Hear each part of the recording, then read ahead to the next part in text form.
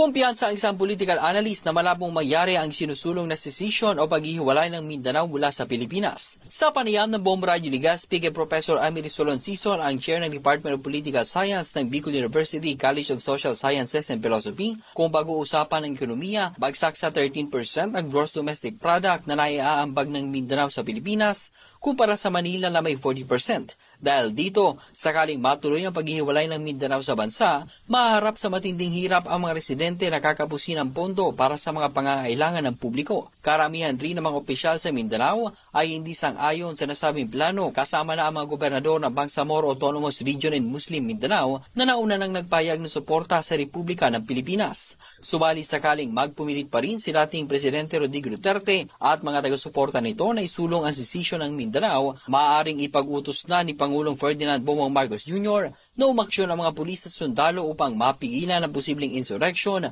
o paghihimagsik laban sa gobyerno. I think the Philippine government or the Philippine state to actually utilize violence can impose their will in order to quell this probable insurrection. So talagang hindi po siya pasok kumbaga sa ating konstitusyon. Ang bagay na naging payag ng political analyst na si Professor Amir Soloncison. Yan ang ulat para sa Bombo Network News. Bombo Romeo Bilardo Jr. para sa number 1 and most trusted radio network in the country, Bombo Radio Philippines, Basta Radio. Bombo!